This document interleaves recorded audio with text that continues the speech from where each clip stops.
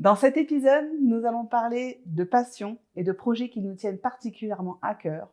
Notre invité du jour a su apporter une nouvelle vibration à sa carrière professionnelle, bien que celle-ci soit déjà très trépidante.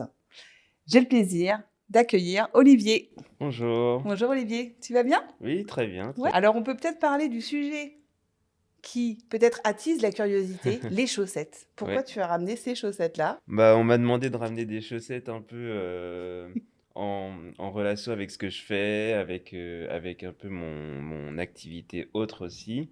Et donc, je me suis dit que des surchaussures, ce serait pas mal parce que Ah, bon, je suis cardiologue et puis j'opère pas, mais t'opères ça pas, fait un peu mais le monde de l'hôpital. t'es cardiologue Olivier. Oui. T'es cardiologue, mais t'es aussi entrepreneur. Mm. Donc deux casquettes qui ont l'air peut-être différentes ou opposées, peu importe. En tous les cas, pour toi, elles ont quand même un point commun, c'est que tu as la vraie volonté d'aider les autres. J'ai fini mes études de cardiologie il y a un an. Et maintenant, je suis installé en tant que cardiologue libéral. En août 2024, j'ai eu l'idée de créer aussi une plateforme. Et c'est vrai que pendant à peu près toute ma vie, finalement, j'ai toujours eu cette envie d'entreprendre, cette envie de créer des choses, d'aider un peu les autres et d'avoir un impact par la créativité. Tu as quand même fait des longues études hein, pour arriver à être cardiologue. Tu as fait combien d'années d'études? Là, c'est 13 ans. 13 J'en ai ans, fait tu as fait 13. 13 Ouais. ans, ok. Donc tu as mené des longues études et puis effectivement tu t'es en même temps lancé dans un projet entrepreneurial. Comment tu fais aujourd'hui pour mener cette double vie professionnelle? C'est beaucoup d'organisation quand même. J'ai la chance d'avoir un métier qui est assez rémunérateur, donc je peux me permettre de travailler 2 jours par semaine pour la cardiologie. Je fais 2 jours à 2 jours et demi, et le reste du temps, je travaille sur HomeDoc. HomeDoc, c'est un projet que tu as lancé il n'y a pas très longtemps d'ailleurs. Qu'est-ce qui t'a donné envie de te lancer dans l'aventure HomeDoc? Au cours de mon internat, il y avait cette problématique du logement, parce qu'on est amené à déménager au moins une fois pendant notre internat, et en parallèle, on fait quand même 59 heures de travail par Ah oui, semaine. quand même. Il Ok, y a des gardes, c'est grâce à ces gardes finalement qu'on peut aller visiter des appartements. Le d'accord. problème étant que si on doit aller dans une autre ville pour un stage, finalement on n'a pas cette possibilité d'aller visiter, d'être assez réactif sur les annonces.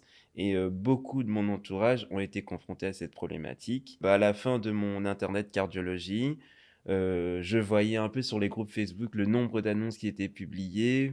Je me remémorais aussi, moi, mon vécu en tant qu'interne et le fait que j'ai été confronté à cette problématique, et donc j'ai décidé de lancer HomeDoc Ok. pour faciliter l'accès au logement des internes en médecine. Bah justement, alors il y a une vraie logique effectivement entre tes deux projets Mm. et puis tes deux vies professionnelles aujourd'hui.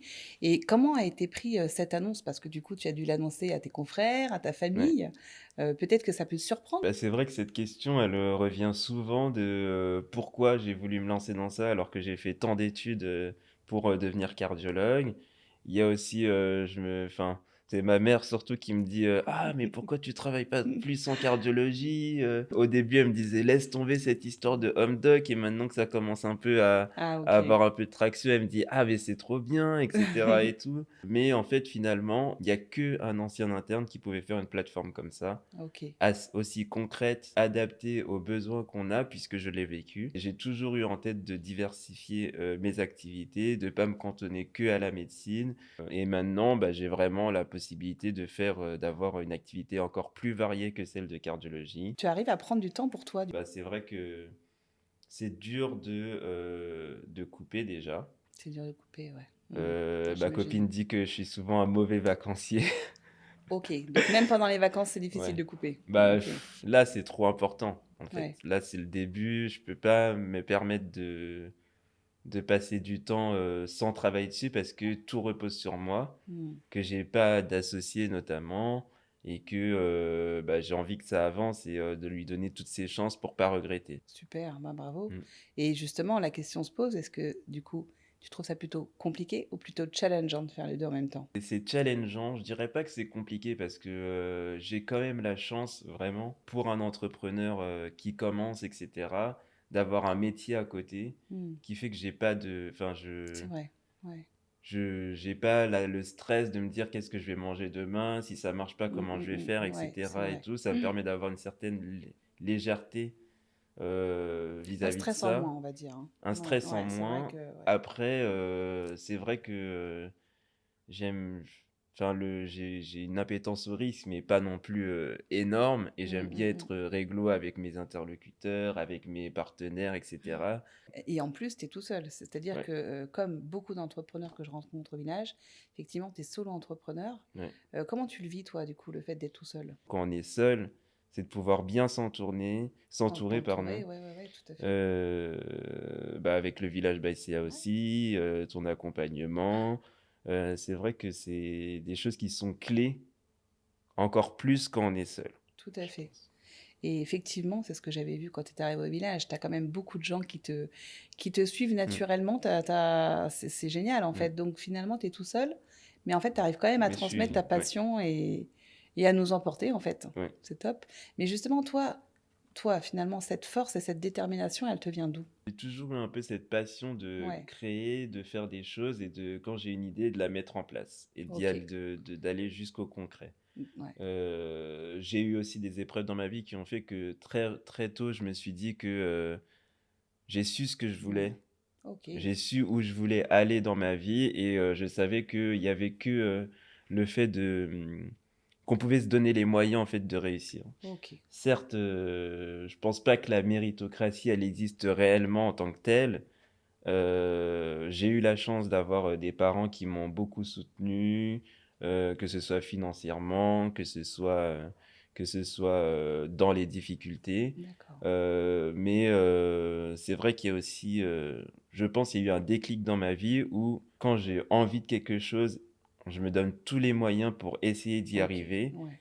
et finalement, il y a beaucoup de choses qu'on peut, par la force des choses, arriver à faire, tout Super. seul Ouais. ou en étant accompagné.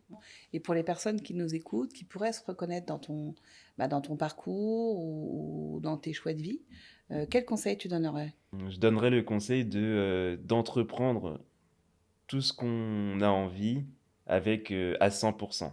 De se donner à 100 pour des objectifs qui nous font plaisir, et que c'est, vraiment en ayant cette, volonté soi-même qu'elle soit, communiquée aux autres personnes. Communiquer, d'accord, ok. Ben, c'est exactement ce que tu Mmh, fais, tout à fait.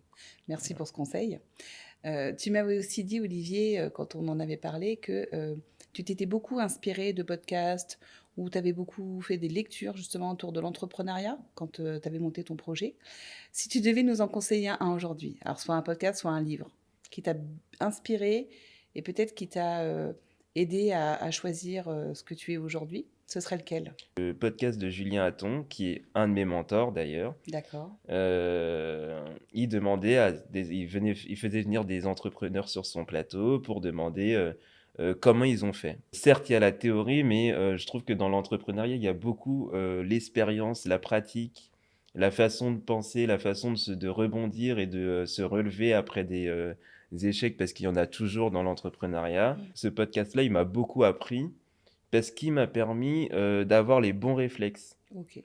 Et il en a même fait un livre. Il recommandait aussi, d'autres choses, notamment pour, les investissements, rechercher des financements.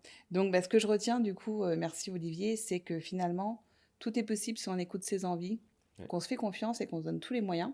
ouais. Et je rajouterais même qu'on ose certaines choses. Oui, Hein. Ouais, comme tu l'as fait, c'est bien. Donc, merci pour ce témoignage, Olivier.